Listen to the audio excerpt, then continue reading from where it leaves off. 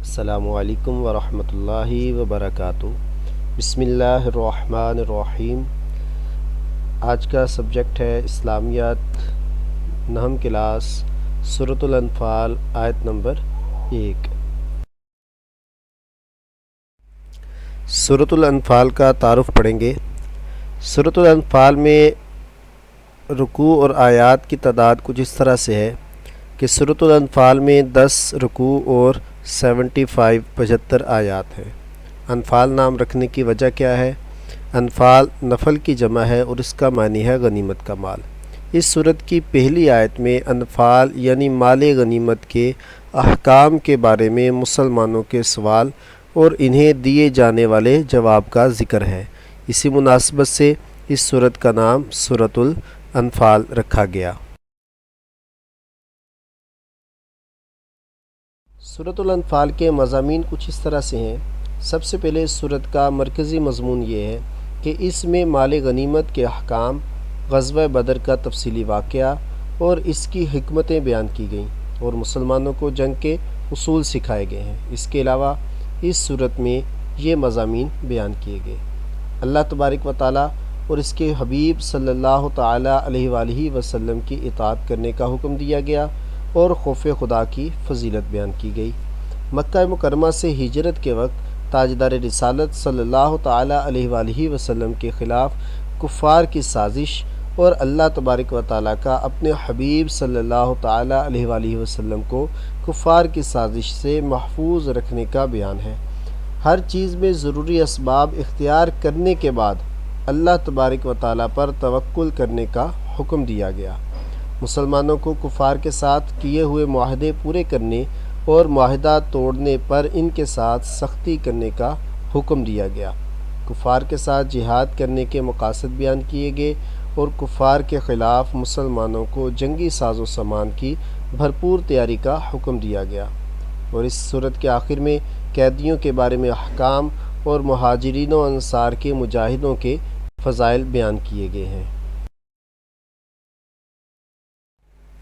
یسألونک عن الانفال قل الانفال للہ والرسول فاتقوا اللہ واصلحوا ذات بینکم واطیعوا اللہ ورسولہ ان کنتم مؤمنین۔ ترجمہ: اے محبوب، تم سے مال غنیمت کا پوچھتے ہیں، تم فرماؤ کہ مال غنیمت اللہ اور رسول کا مال ہے، تو اللہ سے ڈرو اور آپس میں صلح صفائی رکھو اور اللہ اور اس کے رسول کا حکم مانو اگر ایمان رکھتے ہو۔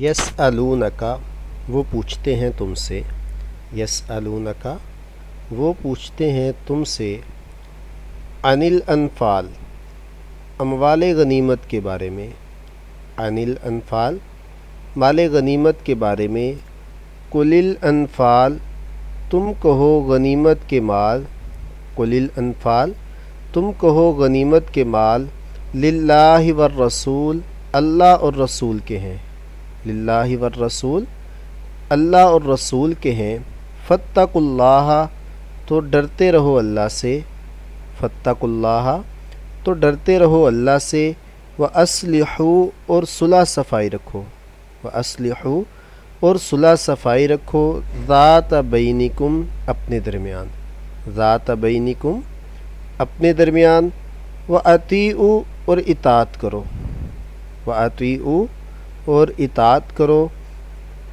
اللہ ورسولہ، اللہ اور اس کے رسول کی، اللہ ورسولہ، اللہ اور اس کے رسول کی، ان کنتم، اگر تم ہو، ان کنتم، اگر تم ہو، مؤمنین، ایمان والے، مؤمنین، ایمان والے۔ یسألونک عن الانفال، اے حبیب، تم سے اموال غنیمت کے بارے میں پوچھتے ہیں۔ انفال نفل کی جمع ہے اور اس سے مراد مال غنیمت ہے، اور نفل کو غنیمت اس لیے کہتے ہیں کہ یہ بھی محض اللہ تبارک و تعالیٰ کا فضل اور اس کی عطا ہے۔ شان نزول اس کا کچھ اس طرح سے ہے۔